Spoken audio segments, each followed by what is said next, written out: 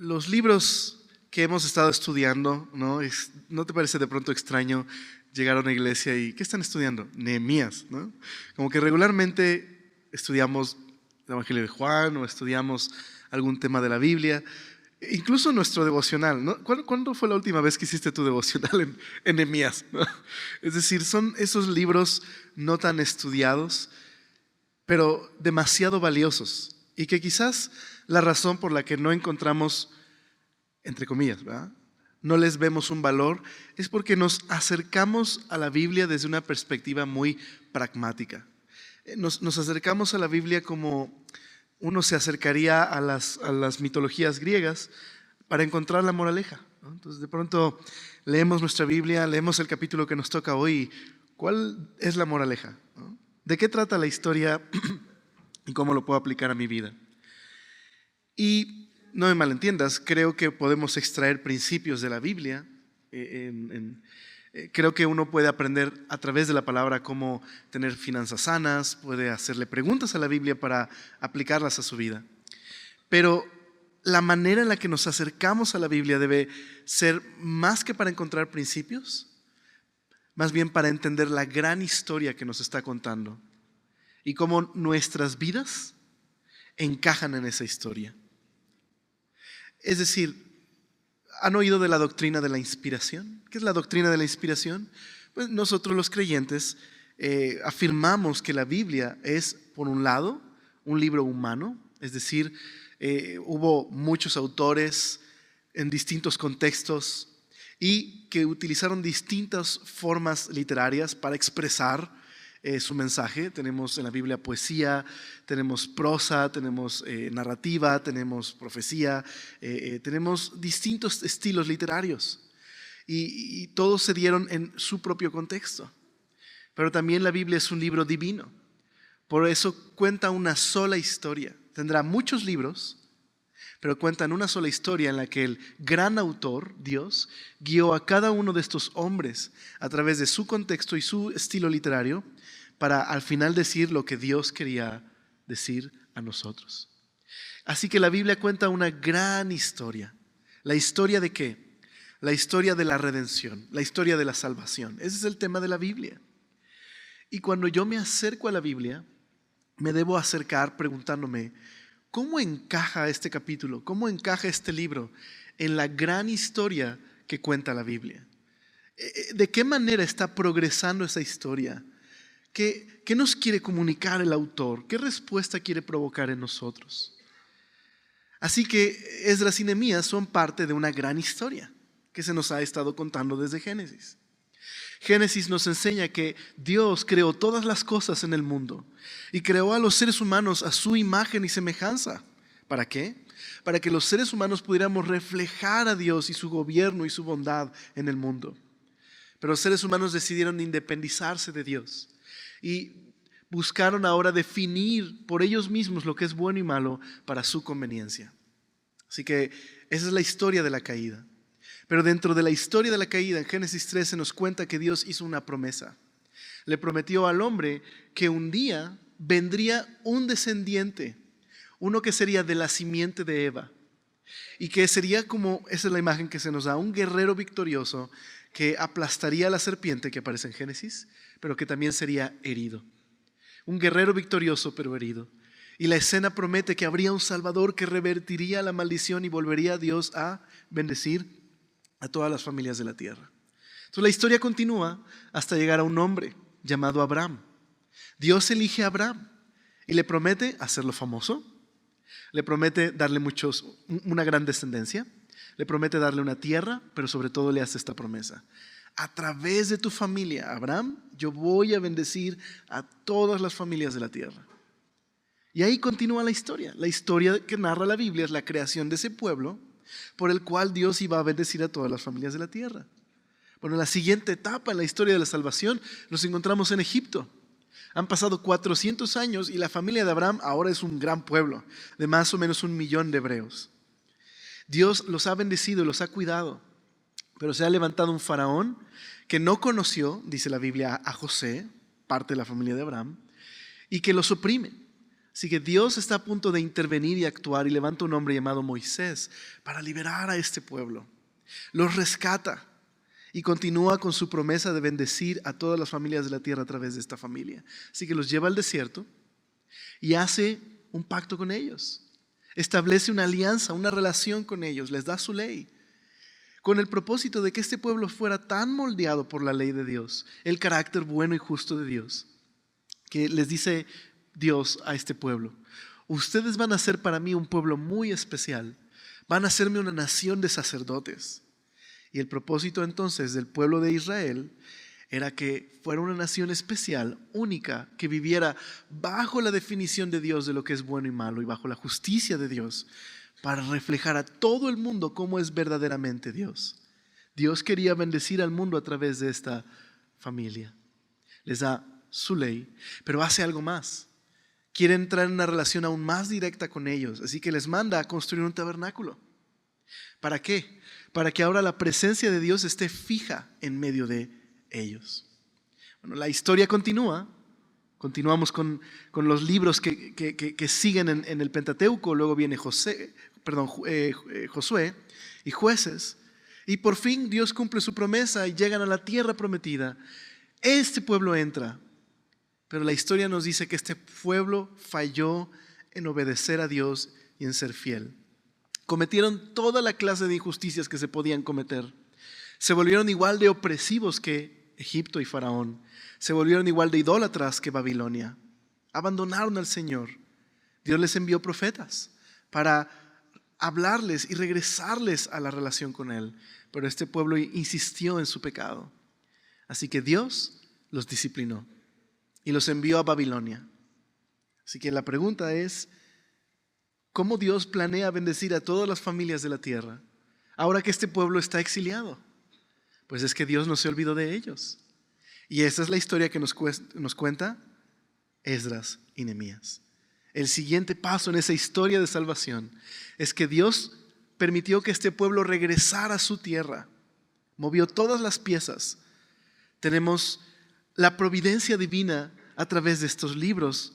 Vemos a un hombre con un corazón roto, Nehemías, preocupado por su pueblo. Vemos a un rey pagano pero generoso, que lo envía de vuelta y le da todo lo necesario para que construya las murallas. Dios está obrando a favor de su pueblo y está continuando su historia y su plan de bendecir a todo el mundo a través de esta familia. Así que cuando yo me acerco a la Biblia, debo preguntarme: ¿cómo contribuye este pasaje a la gran historia? ¿De qué trata este pasaje? Bueno, pues este pueblo ha regresado para restaurar su identidad. La identidad que se había diluido por causa del pecado ahora está siendo restaurado. Su propósito de ser luz a las naciones. Así que Esdras nos cuenta la historia de cómo llegó Zorobabel, restauró el altar y restauró el templo. ¿Recuerdas? Y luego Esdras viene para restaurar el compromiso con la ley. Y ahora viene Nehemías para restaurar las murallas. ¿Por qué no oramos y le pedimos al Señor que nos permita darnos cuenta que esta historia es, al final, nuestra historia? Porque la iglesia también es un pueblo que Dios está construyendo. Tenemos un Señor que está guiando a su iglesia con un propósito. Y creo que este capítulo apunta precisamente a la iglesia. Entonces, ¿me acompañas a orar? Señor, gracias por ser tan bueno y gracias por ayudarnos a darnos cuenta que nuestra historia está en esta gran historia de salvación. Permítenos poder meditar en tu palabra, reflexionar en ella, ser transformados por ella. Te lo rogamos. Y Señor, ayúdanos a nosotros ser conformados a tu palabra, Señor. Te lo rogamos en tu nombre. Amén. Entonces vamos a leer todo el pasaje de corrido. Luego vamos a meditar en algunas cosas. No es un pasaje sencillo y trae muchos nombres extraños. Entonces, quizás me voy a trabar 2 o 3 veces. Entonces, ténganme paciencia, por favor. Ahora, algunos aquí están a punto de ser papás. Hay buenos nombres ahí que tomar por si quieres tomar nota. ¿Listos? ¿Nehemías 3? Ok. Entonces se levantó el sumo sacerdote Eliasib con sus hermanos, los sacerdotes, y edificaron la puerta de las ovejas. Ellos arreglaron y levantaron sus puertas hasta la torre de Amea, y edificaron hasta la torre de Hananel. Junto a ella edificaron los varones de Jericó, y luego edificó Zacur, hijo de Imri. Los hijos de Sena edificaron la puerta del pescado. Ellos la enmaderaron y levantaron sus puertas con sus cerraduras y sus cerrojos. Junto a ellos restauró Meremot, hijo de Urías, hijo de Cos, y al lado de ellos restauró Mesulam, hijo de Berequías, hijo de Mesesabel. Junto a ellos restauró Sadoc, hijo de Baana, e inmediato a ellos restauraron los tecoitas, pero sus grandes no prestaron para ayudar a la obra de su señor. La puerta vieja fue restaurada por Joiada, hijo de Pasea, y Mesulam, hijo de Besodías. Ellos la enmaderaron y levantaron sus puertas con sus cerraduras y cerrojos. Junto a ellos restauró Melatías, Gabaonita, y Jadón, Meronotita, varones de Gabaón y de Mispa, que estaban bajo el dominio del gobernador del otro lado del río. Junto a ellos restauró Uziel, hijo de Arjaía, de los plateros, junto al cual restauró también Ananías, hijo de un perfumero. Así dejaron reparada Jerusalén hasta el muro ancho. Junto a ellos restauró también Refaías, hijo de Ur, gobernador de la mitad de la región de Jerusalén. Asimismo restauró junto a ellos y frente a su casa Jedaías, hijo de Harumaf, y junto a él restauró Atus, hijo de Hasabnías. Malquías, hijo de Harim, y Jasub, hijo de Pahat Moab, restauraron otro tramo y la otra torre de los hornos. Junto a ellos restauró Salum, hijo de Aloes, gobernador de la mitad de la región de Jerusalén, y con él sus hijas. La puerta del valle la restauró Hanún con los moradores de Sanoa. Ellos la reedificaron y levantaron sus puertas con sus cerraduras y sus cerrojos, y 1000 codos del muro hasta la puerta del muladar.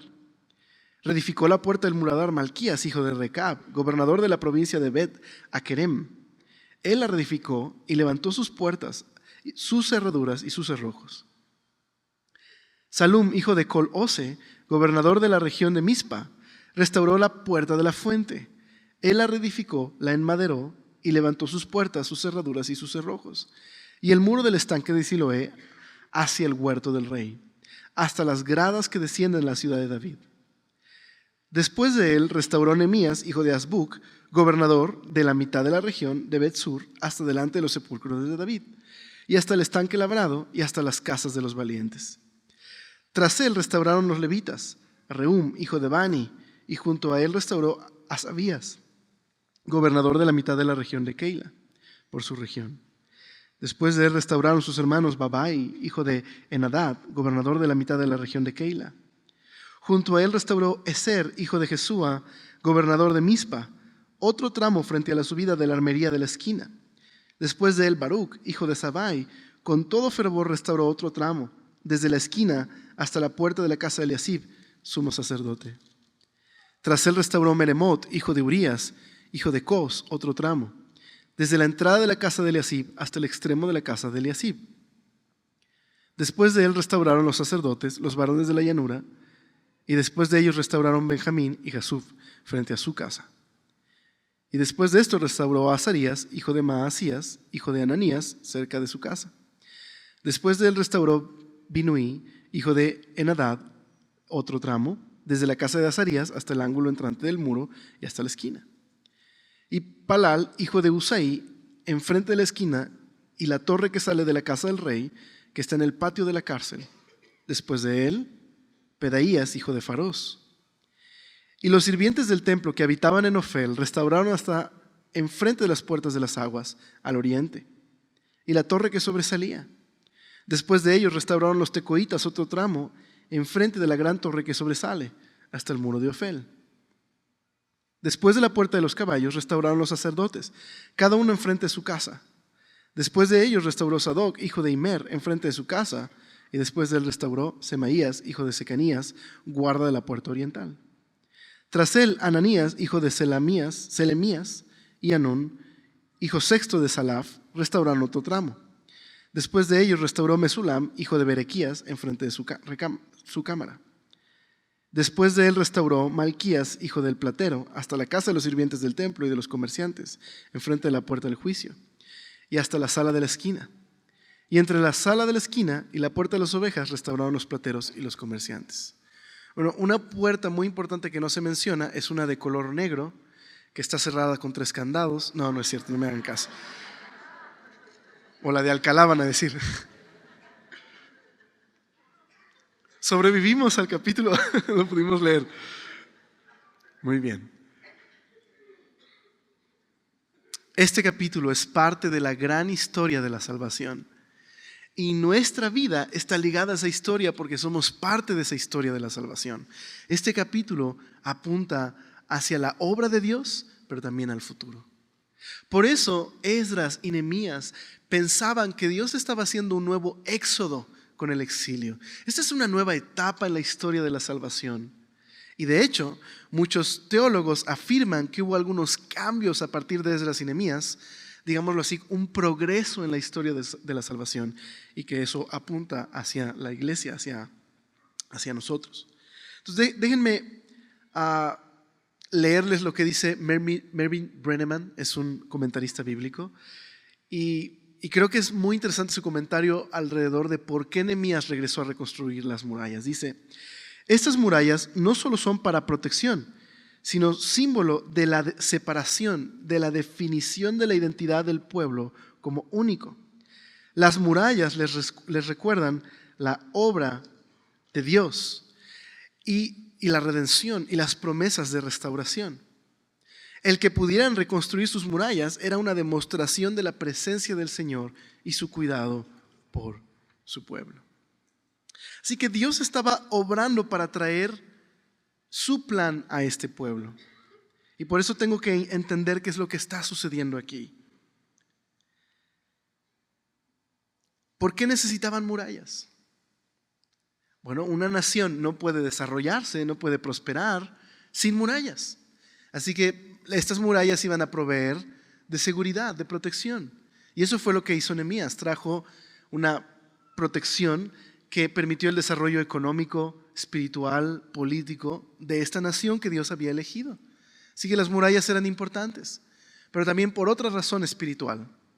Esas murallas iban a definir la identidad del pueblo y separarlo de los demás pueblos. Verás, antes de que Israel fuera una nación-estado, eran el pueblo de Dios. Dios había hecho un pacto con ellos y entró en una relación especial con ellos. Ahora ya no son reconocidos como nación-estado en ese momento, porque están bajo los persas. Así que, ¿qué están restaurando? Su identidad como pueblo del pacto. Eso es lo que estaban restaurando. Ahora imagínate, si lo que había sucedido en el pasado es que al estar tan mezclados con otras culturas, se hizo ese sincretismo religioso que provocó, dentro de muchas cosas, la corrupción moral en Israel, así como la disciplina del Señor. ¿Qué necesitaba este pueblo? Pues divisiones.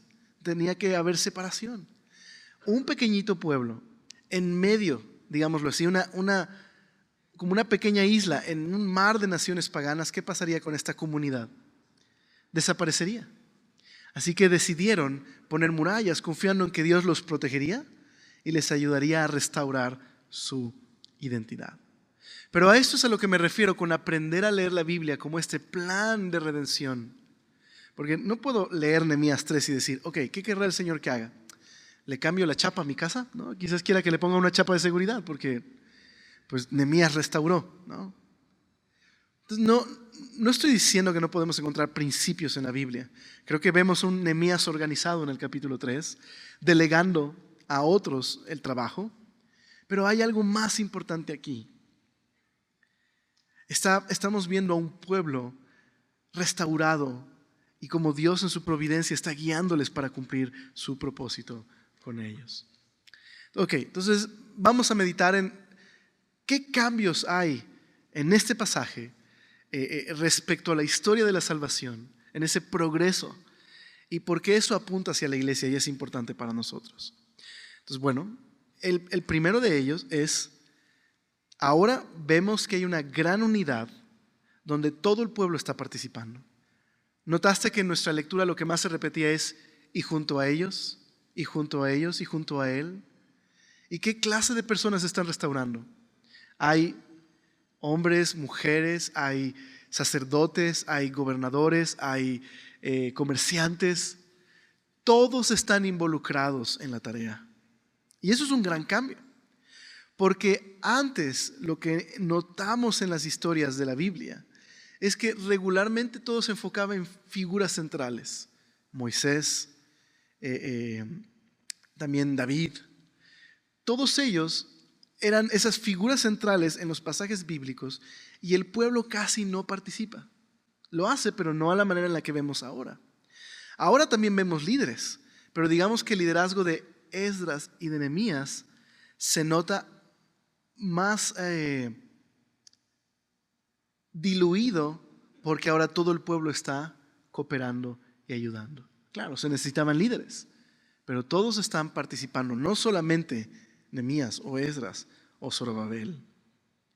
Así que, como dijo un pastor, vemos un cambio del ministerio, el servicio a Dios de algunas personas, al ministerio y el servicio a Dios donde todos están involucrados en la tarea de la edificación. Ahora, creo que eso habla a la iglesia el día de hoy. Porque como iglesia necesitamos recordar quiénes somos, nuestra identidad. Somos una comunidad donde cada uno de los miembros de esta comunidad es necesario para la edificación de la iglesia. Todos necesitamos de todos. Esa es la visión que nos da la Biblia sobre la iglesia. Te voy a leer 2 pasajes, los puedes buscar en casa porque si vamos a las citas nos llevaría un tiempo, pero los voy a leer en una versión sencilla y en casa puedes tú revisarlas. Pablo escribe a los Corintios, en 2 Corintios capítulo 4 al 7, y les dice lo siguiente sobre la función de la iglesia. Dice ahí: hay distintas clases de dones espirituales, pero el mismo Espíritu es la fuente de todos ellos. Hay distintas formas de servir, pero todos servimos al mismo Señor. Dios trabaja de maneras diferentes, pero es el mismo Dios quien hace la obra en todos nosotros. A cada uno de nosotros se nos da un don espiritual para que nos ayudemos mutuamente. Entonces, Pablo tiene una visión gloriosa de la iglesia y nos la ilustra a través de una analogía. La iglesia se parece mucho al cuerpo humano. El cuerpo humano tiene muchos miembros, ¿verdad? Pero ningún miembro puede servir fuera del cuerpo. Y ningún miembro se sirve a sí mismo, sino que cada miembro del cuerpo sirve al cuerpo. Esa es su función. Lo que tiene que hacer contribuye al crecimiento del cuerpo. De la misma manera en la iglesia, cada uno de ustedes, mi querida familia, Dios les ha dado un don, algo para que puedan servir a la comunidad de la iglesia. Todos nosotros somos parte de esta comunidad de los que han sido rescatados por el Señor. No todos tenemos los mismos dones, dijo Pablo, pero todos tenemos la misma fuente de bendición que es Dios.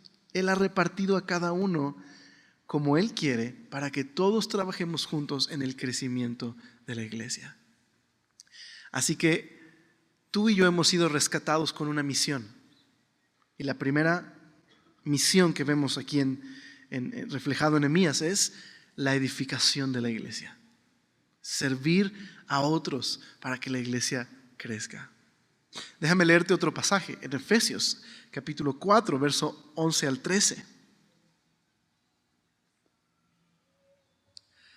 Dice: ahora bien, Cristo dio los siguientes dones a la iglesia: apóstoles, profetas, los evangelistas, los pastores, los maestros. Ellos tienen la responsabilidad de preparar al pueblo de Dios para que lleve a cabo la obra de Dios y edifique a la iglesia, es decir, el cuerpo de Cristo. Ahora, esto está interesante.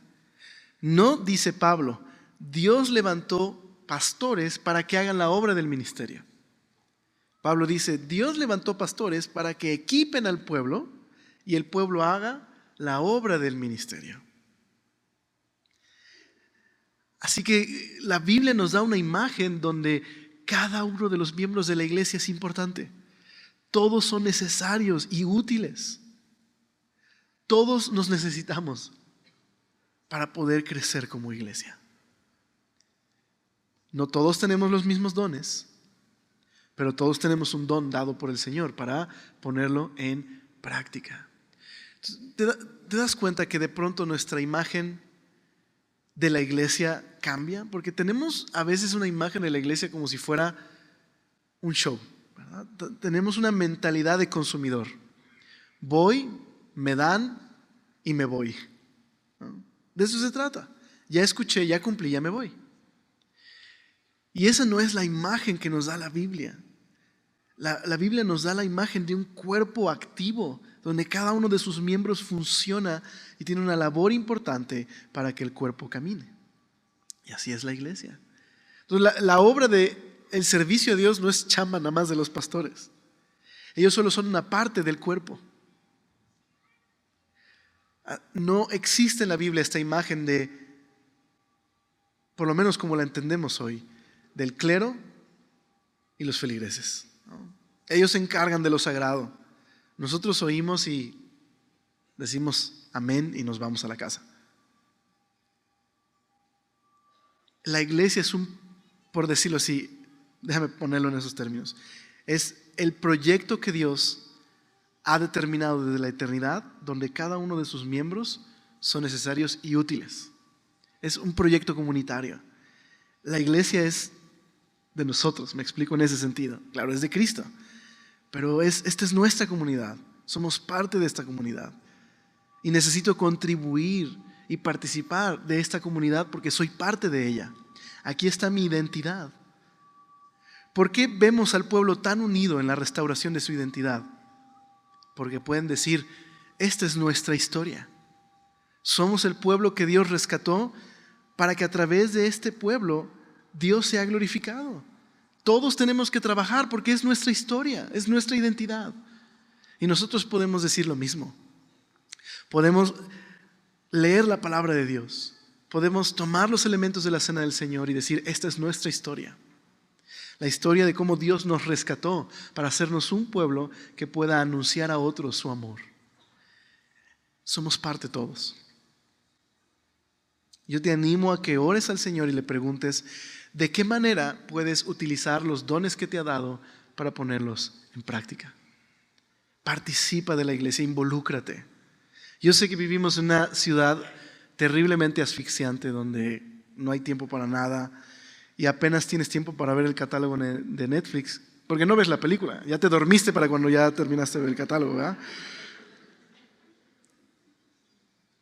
Pero otra vez, no se trata de mí y de mis problemas y de mis asuntos solamente.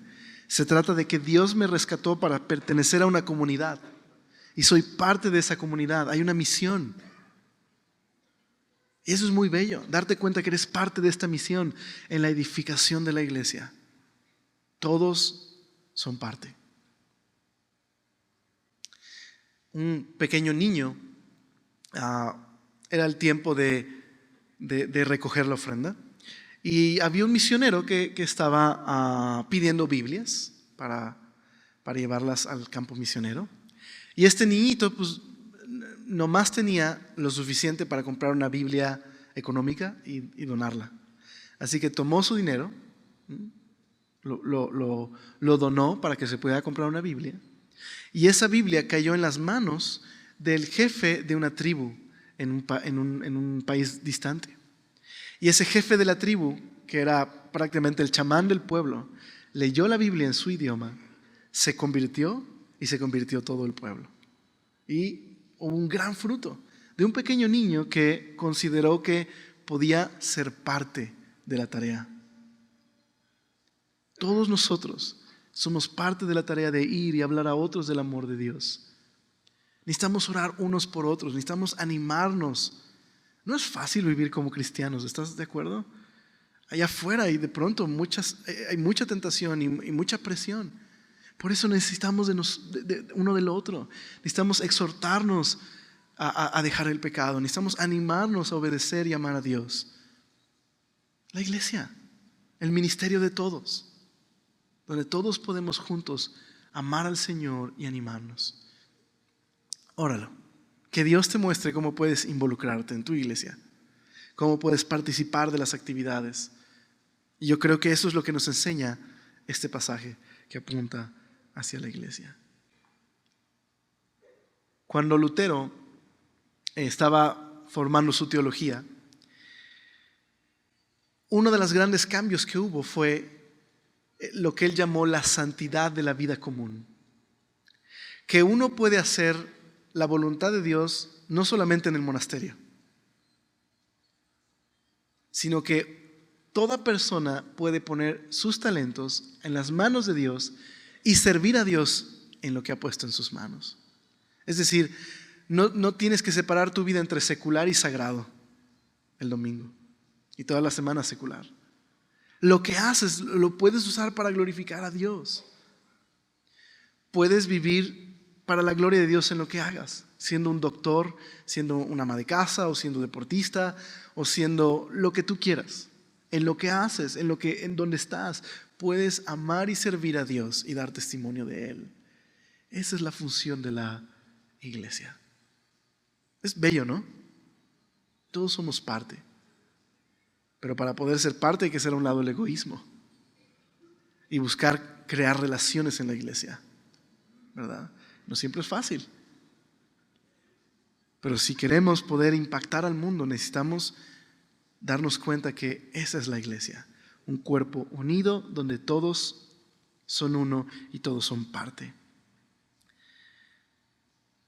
Ahora, la segunda cosa que ha cambiado en la historia del progreso de la salvación no solo es esta visión de unidad, donde ahora todos participan, tanto líderes, sacerdotes y el pueblo están juntos sirviendo, sino podríamos decir el entendimiento de la santidad ha cambiado. ¿Y a qué me refiero con esto? Bueno, en el Antiguo Testamento, cuando Dios se revelaba, cuando Dios se aparecía, ese lugar donde se aparecía era un lugar santo, ¿no? Entonces, por ejemplo, tenemos la historia de Jacob, la escalera. Cuando Dios se revela en el sueño a Jacob, ese lugar es santo. Pero luego Dios se retira del lugar, por decirlo así. Tenemos la escena de Moisés y la zarza ardiente. Dios le dice a Moisés: quítate el calzado de tus pies porque el lugar donde estás pisando es santo. Entonces, donde Dios se revelaba, donde Dios se aparecía, ese lugar era consagrado, estaba la presencia y la santidad de Dios. Pero luego en la historia vemos a Dios que le pide al pueblo que construya un tabernáculo y más adelante un templo donde la presencia y la santidad estará fija en ese lugar.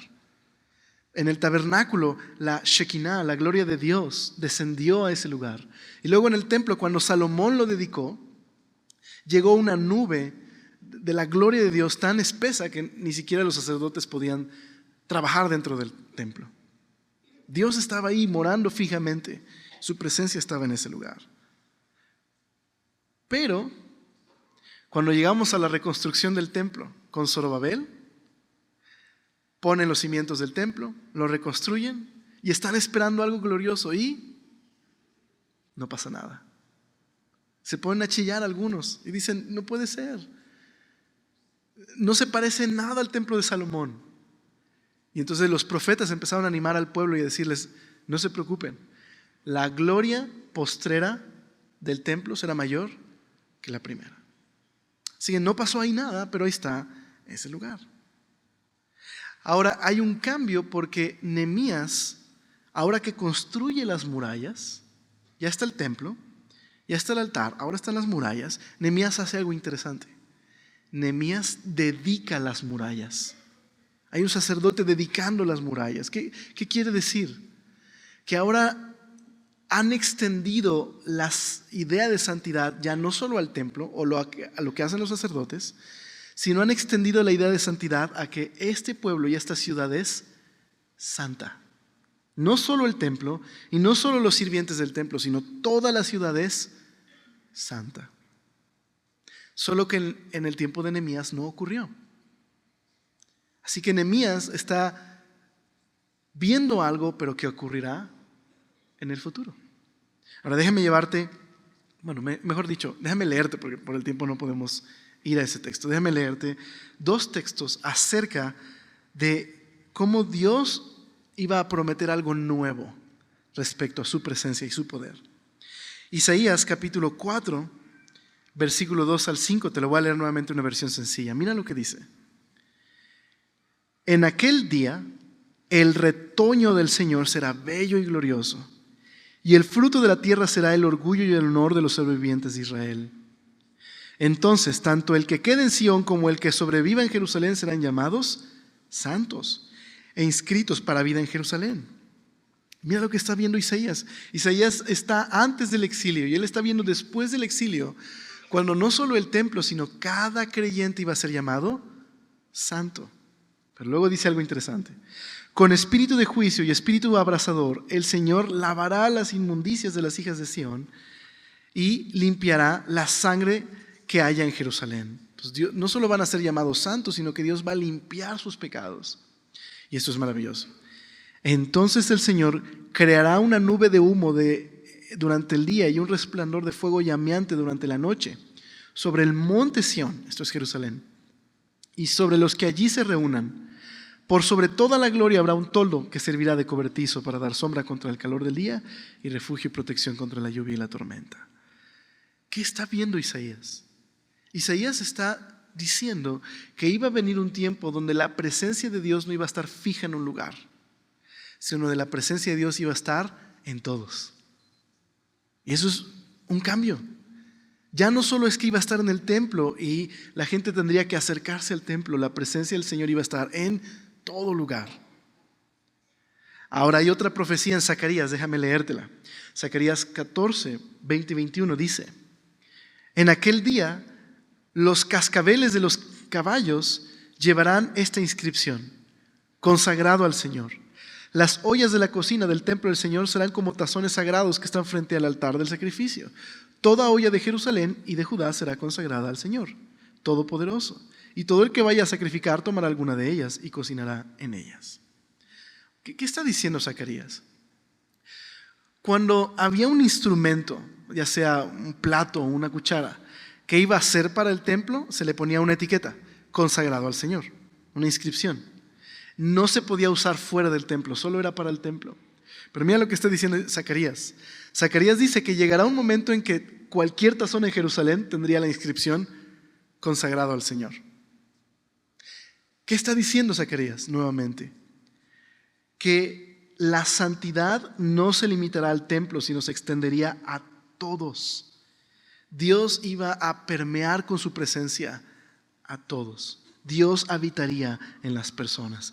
Dios iba a convertir a la gente en su templo. Qué imagen, ¿verdad? Piensa esto conmigo.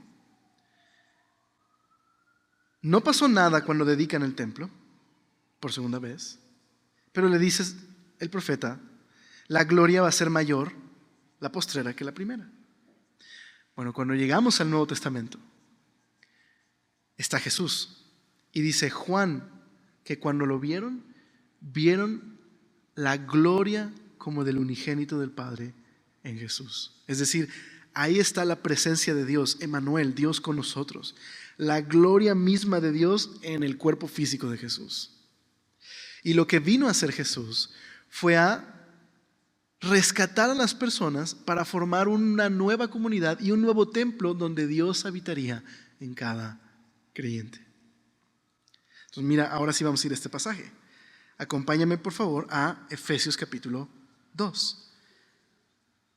La iglesia se convertiría en el templo donde Dios habita y Cristo, su cabeza, la manifestación visible del del Dios invisible.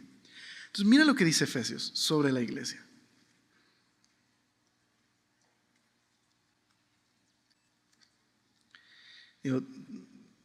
Somos templos del Espíritu. Algunos ya somos basílica, pero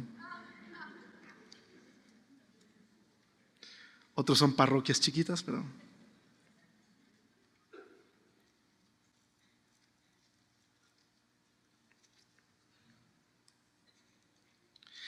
Efesios 2, versículo 11. Y te das cuenta cómo conecta completamente el pasaje.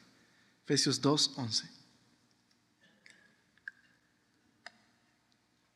Ok, Nehemías construye murallas que traen separación, traen una división espiritual, que era importante en ese momento porque era una comunidad muy pequeñita, amenazada por todos los pueblos alrededor.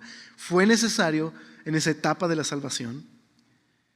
Pero en el Nuevo Testamento esas murallas se convirtieron en un problema. En el Nuevo Testamento el pueblo judío había dividido entre lo puro y lo santo, entre el pueblo judío y los extranjeros. Y se habían conformado con limitar, con no permitir que entrara lo impuro. Pero se habían olvidado de algo, que Dios había prometido que de esa familia vendría uno para bendecir a todas las familias de la tierra. Así que había una división. De hecho, en el templo judío había un muro con una inscripción que hablaba de que si a alguien que no fuera judío se le ocurría entrar, iba a conseguir la muerte. Había una separación. Pero mira lo que dice el verso 11. Por tanto, acordaos que en otro tiempo vosotros los gentiles, en cuanto a la carne, erais llamados incircuncisión hecha con mano en la carne. Creo que lo leí mal. ¿Lo leí bien? Perdón, estoy un poco enfermo y estoy tomando y se me cruzan las ideas. Lo voy a volver a leer porque no me sentí contento.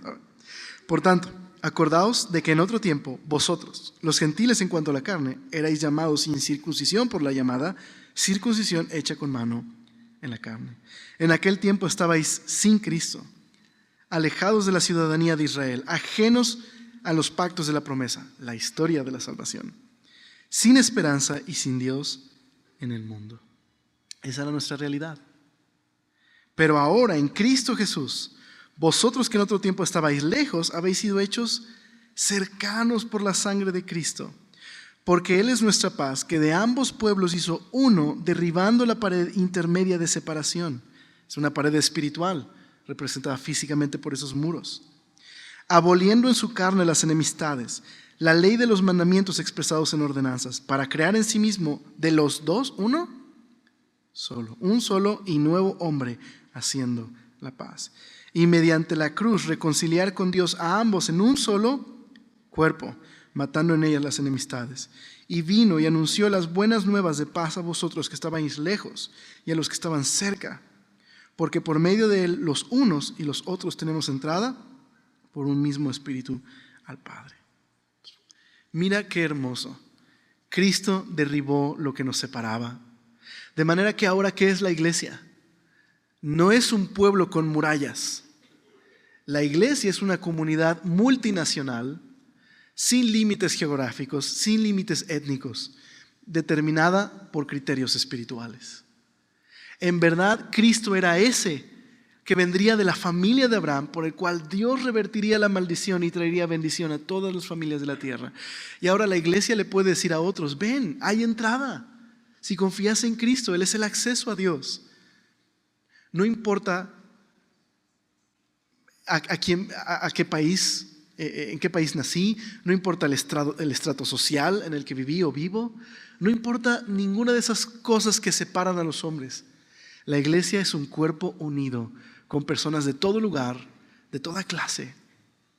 Y eso es posible solo mediante la sangre de Cristo. Simplemente pensemos en lo siguiente. ¿Cuántos de nosotros no tendríamos ninguna relación fuera de la iglesia? Porque hay tantas cosas que nos separan, ¿verdad?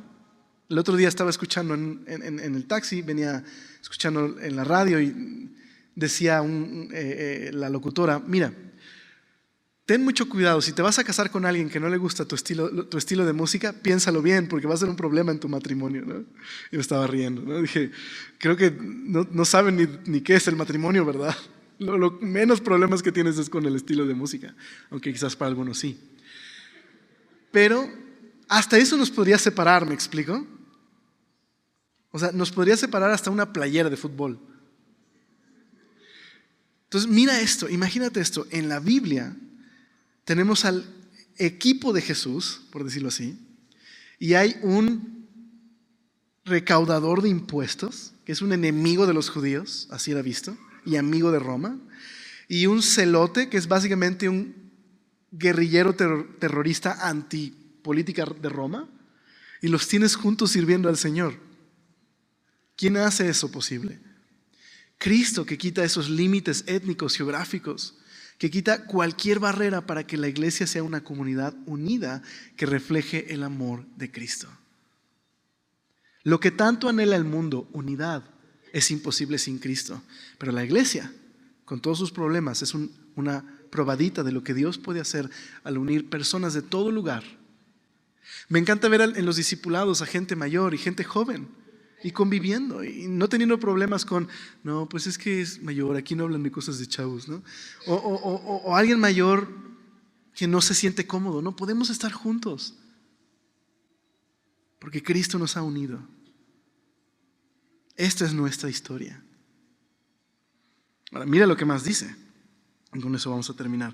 Así que ya no sois extranjeros ni advenedizos, sino, chécate esto, conciudadanos de los santos y miembros de la familia de Dios, todos, y edificados sobre el fundamento de los apóstoles y profetas, siendo la piedra principal del ángulo Jesucristo mismo. Entonces la iglesia, un templo que tiene un fundamento, la Biblia, y una piedra angular, Jesús y su revelación. Y dice el 21, en quien todo el edificio bien coordinado va creciendo para ser un templo santo en el Señor, en quien vosotros también sois juntamente edificados para morada de Dios en el Espíritu. La iglesia es esa comunidad donde Dios habita en cada creyente, y la iglesia misma es el templo de Dios. No es el edificio, somos nosotros. La iglesia es el templo de Dios, y cada creyente, dice Pedro, es una piedra viva dentro del templo. ¿No te parece mind blowing, no? Te quiebra ahí un circuito. ¿En serio Dios habita en mí? ¿Dios vive en mí? ¿Dios vive en la iglesia? Sí. Ese es lo glorioso. El Cristo encarnado, que revela la gloria de Dios, ha construido un nuevo templo, y es este. Y es la iglesia a través de los siglos y las eras. Ahora, solo déjame terminar con una sola idea. Así que tenemos que vivir en unidad. Somos parte de un cuerpo que debemos edificar juntos, ¿verdad? Número 2, somos el templo del Señor, donde Dios habita. Somos una comunidad internacional donde hay creyentes de todo lugar, de todo tipo, y no deberíamos poner barreras para que otros vengan y conozcan al Señor, ¿verdad? Podríamos entonces resumir la misión de la iglesia a dos cosas: la edificación de la iglesia y el testimonio al mundo. ¿Okay? Yo sé que cuando venimos a la iglesia lo que nos gustaría es una solución para nuestros problemas. Es como, Alex, ¿y eso qué me va a ayudar a que mis hijos se porten bien? ¿Y en qué me va a ayudar en mi trabajo a que mi jefe no me corra? ¿Esto en qué me va a ayudar? En lo siguiente, tienes que recordar que tu historia es parte de esta gran historia. Fuiste rescatado para ser parte de la iglesia y dar testimonio al mundo. Y cuando ponemos eso en su lugar, créeme, lo demás se va a solucionar. Porque ¿a qué te va a llevar buscar vivir en unidad? A caminar con otros hermanos, a discipularte, a conocer a Jesús. ¿A qué te va a llevar dar testimonio? A buscar vivir de una manera que glorifique al Señor en el mundo. Si tú te enfocas en esta misión que tú y yo tenemos del Señor, todo lo demás se va a ordenar. El problema es que como tenemos este mal occidental, que somos extremadamente individualistas, venimos a la iglesia porque queremos solución a nuestros problemas. Escucho la prédica porque quiero sentirme bien. Ahora, por favor, no me malentiendas. No estoy diciendo que a Jesús no le importan tus problemas. Le importa. Y de hecho te ha dado una familia muy grande aquí que también les importa y te quieren ayudar. Lo único que trato de decirte es que si te enfocas en tus problemas, te estás perdiendo de la gran historia a la que Dios te ha llamado. Que Dios, a pesar de tus problemas y mis dificultades, a pesar del pecado y la lucha, Dios nos ha colocado para dar testimonio. Y si yo logro entrar en en ese carril. Entonces voy a entender por qué la aflicción y por qué los problemas y cómo poder vivir para Cristo. ¿Me explico? Así que yo les animo, les ruego que juntos el día de hoy meditemos en esta verdad. Esa es nuestra tarea, esa es nuestra misión. No perdamos de vista lo que Dios nos ha llamado. Lucha por tu familia, lucha por dar testimonio, pero ten en cuenta esto. Jesús terminó orando así por sus discípulos, su ministerio. Les he dado la gloria que tú me diste para que sean uno, como nosotros somos uno. Yo estoy en ellos y tú en mí. Que gocen de una unidad tan perfecta que el mundo sepa que tú me enviaste y que los amas tanto como me amas a mí. La gloria de la encarnación que refleja a Dios al mundo en Cristo, Dios la ha dado a su iglesia. Hoy no está el cuerpo físico del Señor, pero está su iglesia. Nosotros, cada uno de nosotros, pequeñas piedras vivas, formamos un templo que refleja al mundo cómo es verdaderamente Jesús. Desafiante, ¿verdad? Pues oremos, porque necesitamos ayuda de Dios, ¿verdad? Y la gracia de Dios para esto. Señor, gracias por ser tan bueno. Y gracias porque nos has llamado a algo mucho más grande que nuestras propias vidas, Señor. Somos parte de esta gran historia, Señor. Ayúdanos a que cuando leamos la Biblia nos demos cuenta de cómo estas historias cuentan una gran historia en la que nosotros somos parte de ella, Señor. Señor, ayúdanos a vivir unidos, Señor, preocupándonos los unos por los otros, buscando la edificación de tu iglesia, Señor. Y no solo de semillas, Señor, sino orando porque la iglesia en nuestro país pueda estar unida, Señor, para que podamos dar testimonio, para que otros crean que el Hijo fue enviado y que nos amas. Señor, conoces nuestros problemas y nuestras dificultades. Yo sé, Señor, que tú conoces la aflicción de mis hermanos y te ruego que tú puedas traer tu voluntad a sus vidas, pero ayúdales a tener ánimo en saber que no es en vano lo que sufren, que tú estás obrando en sus vidas un propósito y que tú quieres, Señor, que cada uno de nosotros pueda conectar con tu iglesia y crear relaciones para poder dar testimonio a otros. Señor, ayúdanos a mantener esta perspectiva de esta misión de tu iglesia, que esta es nuestra historia, Señor. Te lo ruego, por favor. Amén.